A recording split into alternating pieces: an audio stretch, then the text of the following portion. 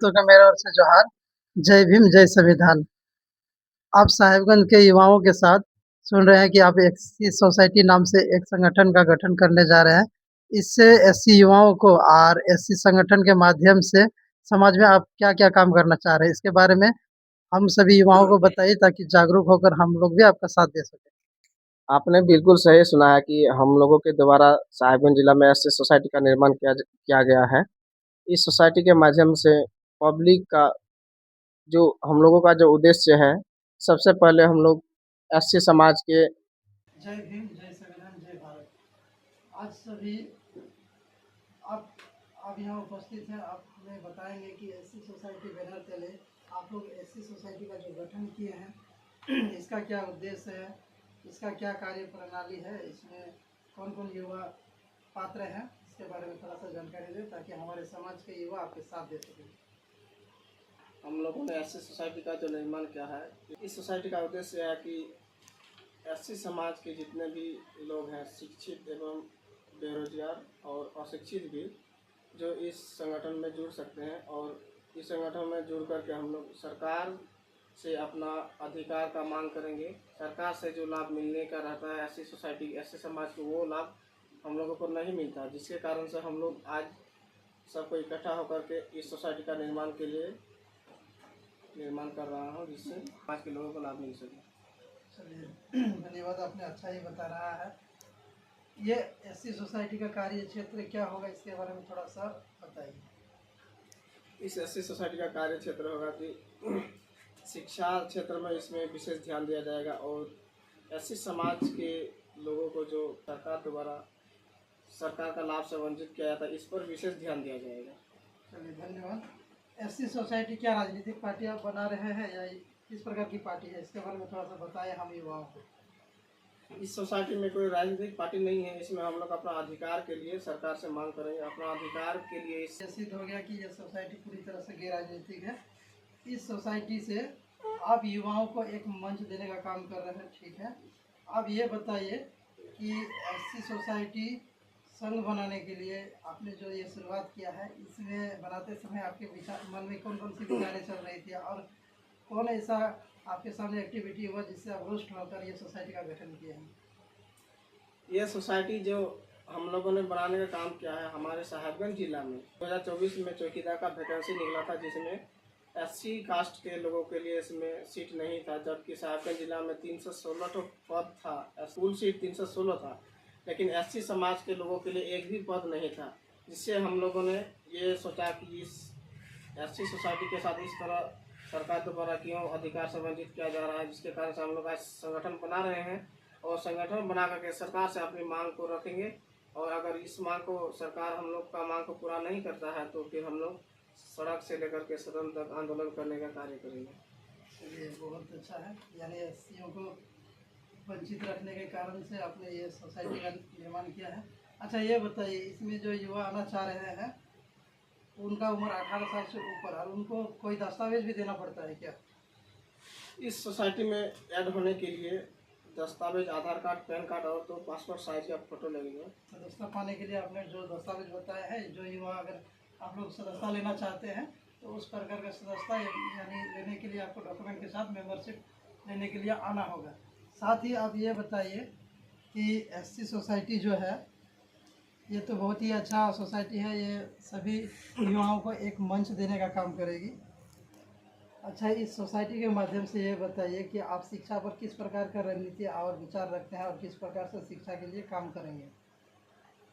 इस सोसाइटी के माध्यम से हमारे समाज के स्टूडेंट जो पढ़ते हैं, जैसे कि मान लीजिए गांव में जो स्कूल रहता है, प्राइमरी स्कूल हो या मिडिल स्कूल हो या हाई स्कूल हो, उसमें अधिकतर शिक्षकों की कमी होती है, जिसके कारण से हमारे समाज के छात्र को अच्छी शिक्षा नहीं मिलता है और आगे चल करके उस छात्रों का भविष्य बेकार हो सकता है, जिसके कारण से हम लोग सरकार के द्वारा शिक्षा व्यवस्था सुधारने के लिए सरकार से मांग करेंगे कि प्रत्येक स्कूल में कम से कम क्लास बाय क्लास टीचर होना चाहिए। और इसके लिए हम लोग एससी सोसाइटी सदा समाज के साथ रहेंगे।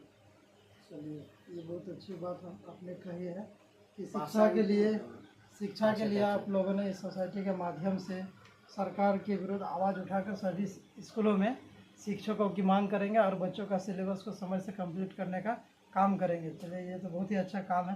समाज में बहुत सारी कुरीतियाँ हैं और साथ ही हमारे एससी वर्ग में बहुत सारी जातियाँ हैं, तो क्या आप एससी सोसाइटी में सभी वर्ग के सदस्यों को लेना चाह रहे हैं?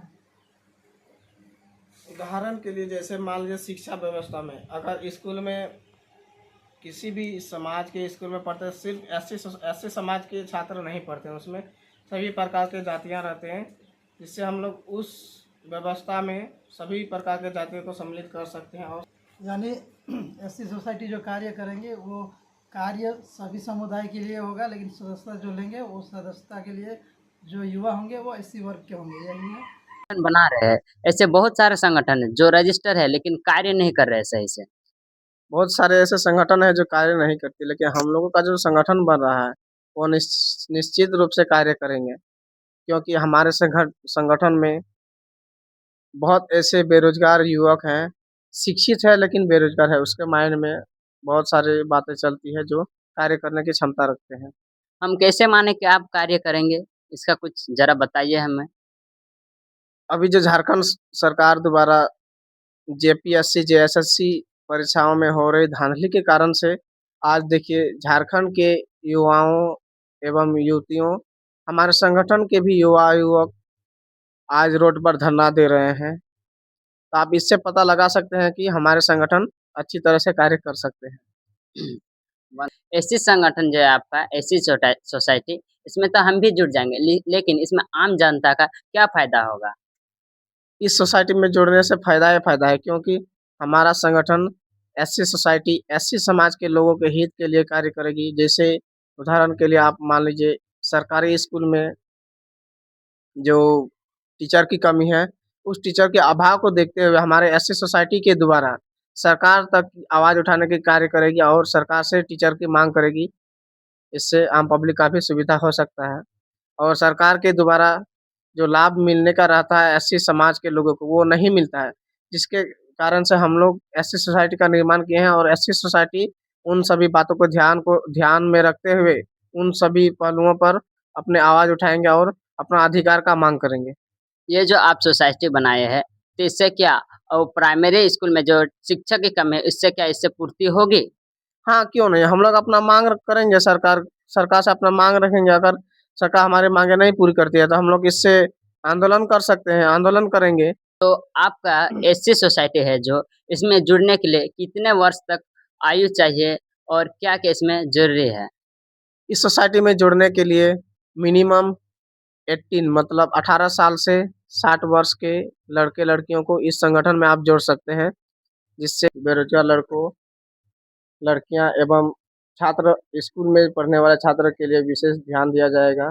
जैसे कि हमारे साहिबगंज जिला में प्राइमरी स्कूल से लेकर के हाई स्कूल तक का शिक्षा व्यवस्था पूरी तरह से ठप है, जिसमें कि साहिबगंज जिला में पद रिक्त है शिक्षा विभाग में। इसके कारण से स्कूल के विद्यार्थियों को पठन-पाठन करने में काफ़ी दिक्कतें हो रही है, जिससे आगे बढ़ कर के छात्र का भविष्य खराब हो सकता है। चलिए, आपका बात सुनकर अच्छा लगा। इसका मतलब है कि एससी युवाओं को एक मंच प्रदान कर रहे हैं आप और इससे समाज में बदलाव लाने का प्रयास कर रहे हैं। ये बहुत ही अच्छी पहल है। इसके बारे में बताइए कि यहाँ कवरेज एरिया पे काम करेगी ये आपका सोसाइटी या संगठन? हमारा सोसाइटी ये प्रमंडल स्तरीय है। हाँ, यहाँ पे उपस्थित आप सभी को मेरे ओर से जोहार, जय भीम।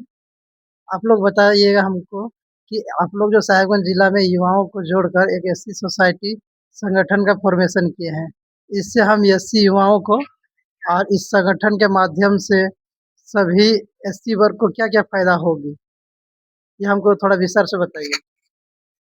एससी सोसाइटी में सरकार द्वारा जो हम लोग एससी समाज के लोगों को जो सरकार से लाभ मिलने का अधिकार मिलता है, वो लाभ नहीं मिल पाता है, जिसके कारण से हम सभी दोस्तों ने मिलकर एक ऐसी सोसाइटी का निर्माण किया है, जो संगठन बनकर आगे सरकार के विरुद्ध हम लोग अपना अधिकार लड़ कर के ले सकते हैं।